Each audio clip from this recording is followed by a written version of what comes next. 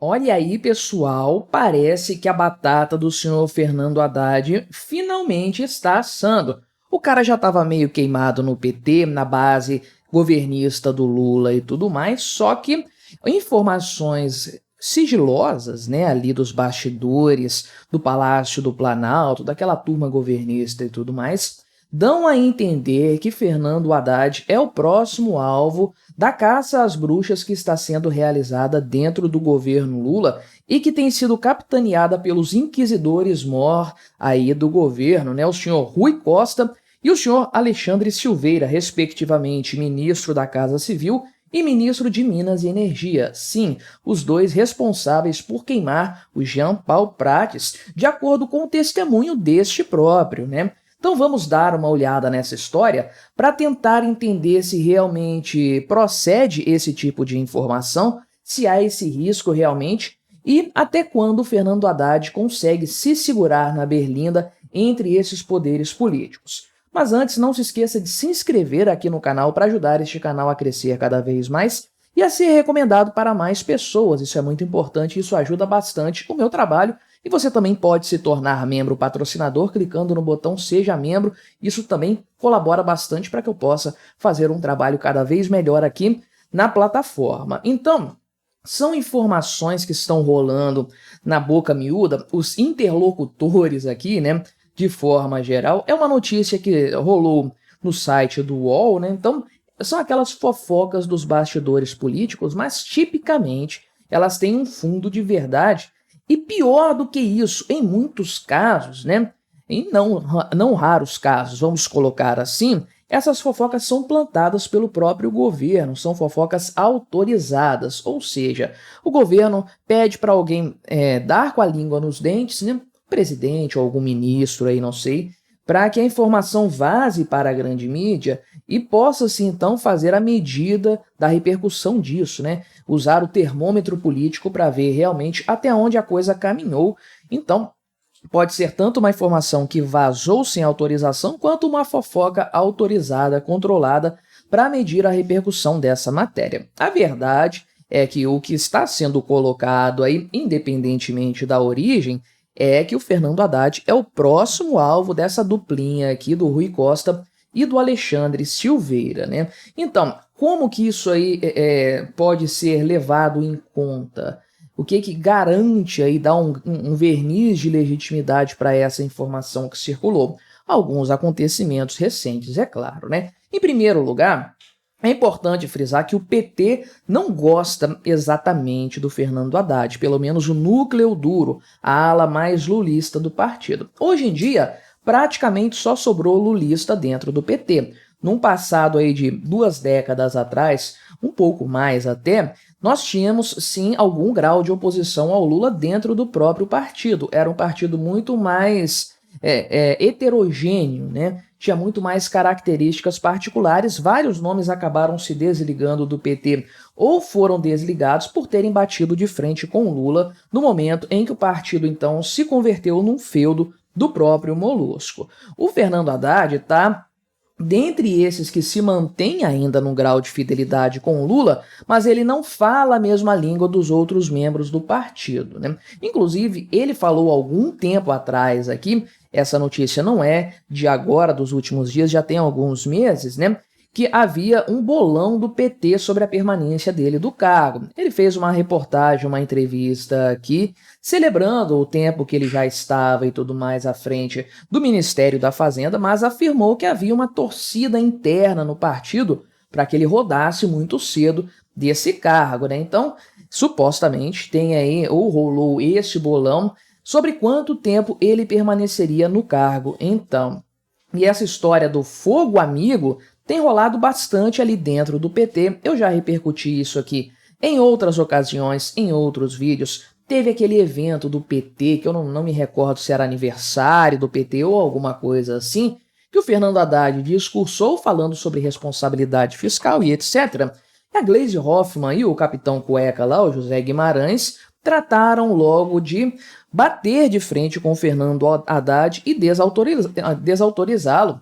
Não obstante o cara seja o ministro da Fazenda, hierarquicamente dentro do governo ele é mais importante do que os outros que são deputados. Mas a Gleisi Hoffmann é presidente do PT, então, numa situação dessa, a palavra dela tem um peso muito grande, e se a presidente do PT bate de frente com o Fernando Haddad dessa forma, publicamente, desautoriza ele publicamente, é porque há uma base de sustentação para que ela possa fazer isso. Certamente o Fernando Haddad não tem um apoio dentro do Partido dos Trabalhadores, né? Então, o que acontece? Outros fatores além desse aí, é claro, dessa percepção dentro do PT. Afinal de contas, estamos falando de governo Lula, que tem outros partidos também aí junto, né? Então, o que acontece? Tivemos a crise do Jean Paul Prates, que essa sim foi decidida pela ação conjunta do Rui Costa e do Alexandre Silveira, e nós podemos inferir isso tanto pelo histórico do que estava acontecendo, quanto pela carta de despedida do Prates da Petrobras, dizendo que ele foi demitido sob o olhar regozijante, né, o sorriso regozijante do Rui Costa e do Alexandre Silveira. Então ele nomeou os dois como sendo os responsáveis pela demissão dele do cargo, pela saída rápida dele do cargo, né, antes do previsto e tudo mais. Então, ok, isso já estava acontecendo, isso é bastante conhecido. O fato é que quem estava tentando costurar um acordo entre essa ala do gabinete ministerial do Lula e o ex-presidente da Petrobras era o próprio Fernando Haddad. Ele fez essa tarefa de intermediar as forças para evitar uma saída do Prates e evitar toda a repercussão que isso poderia dar no mercado, na própria Petrobras, nas ações e tudo mais, né? E eu tenho para mim também, Fernando Haddad queria evitar que o Jean Paul Prates saísse para que não entrasse uma Magda Chambriard da vida para fazer absolutamente tudo que o Lula mandasse, né, para ser extremamente subserviente a ele.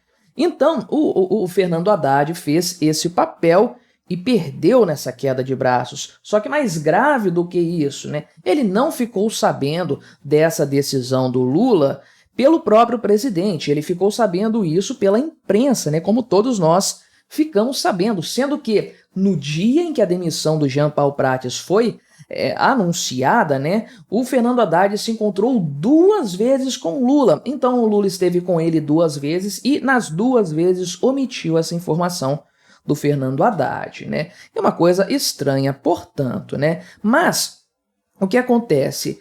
Vão começar aqui, de acordo com o que o pessoal está apurando aqui no site do UOL, vão começar a atacar o Fernando Haddad agora, essa dupla aí, esse grupo, né, essa ala do governo que tem como as caras principais o Alexandre Silveira e o Rui Costa, eles vão começar a atacar o Fernando Haddad por meio dos seus assessores ali, por meio dos seus próximos, né? Qual será a bola da vez nesse caso? O senhor Mário Spinelli, que é diretor de governança e conformidade da Petrobras.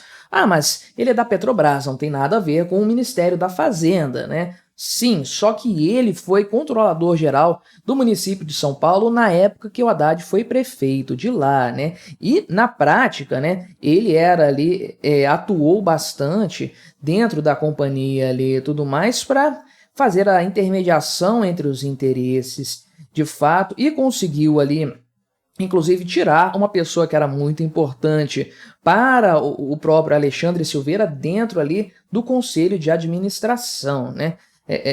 Aliás, foi o presidente do Conselho da Administração, inclusive, né? Então, o Prates tentou colocar alguém no lugar, o Fernando Haddad conseguiu emplacar o seu nome e parece agora que esse aqui vai ser o alvo, então, dessa galera para tentar acertar o Fernando Haddad nessa história, e aí é aquela queda de braço. Conforme um indivíduo dentro do governo começa a perder batalhas, se o Haddad já perdeu a primeira, conforme isso vai acontecendo, ele vai se enfraquecendo até o momento em que a permanência dele no cargo se torna insustentável. Foi o que aconteceu com o Jean Paul Prates. Ficou tomando porrada atrás de porrada, sendo desautorizado pelo Lula publicamente várias vezes, tendo que sair para apagar incêndio e tudo mais, e acabou rodando de uma hora para outra sem maiores explicações e sem motivos reais. Então, trata-se de uma possível situação semelhante a essa acontecendo com o Fernando Haddad.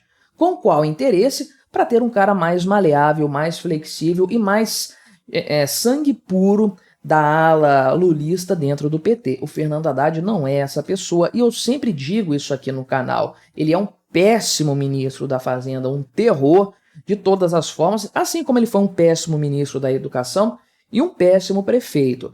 Mas a verdade é que as alternativas ao Fernando Haddad são ainda piores. É exatamente a mesma coisa que aconteceu na Petrobras. Jean Paul Prats era um bom CEO? Absolutamente não, mas quem entrou no lugar dele é muito pior, porque vai fazer tudo o que o Lula mandar. Então, o próximo ministro da Fazenda, caso o Fernando Haddad caia, vai ser alguém muito, mas muito pior do que ele. Se já está ruim, se já está um caos com o Fernando Haddad no comando dessa pasta, que dirá sem ele, com um nome muito mais puro ali dentro do pessoal do petismo e tudo mais, um Guido Mantega da vida, talvez, não sei, mas alguém vai entrar no lugar do Haddad para fazer uma gestão ainda pior do que ele faz atualmente nas questões econômicas e especialmente na questão fiscal. Vão querer colocar um cara que abra totalmente os cofres e não tenha problema algum para inflar os gastos públicos e que trabalhe bastante e pesado para que isso realmente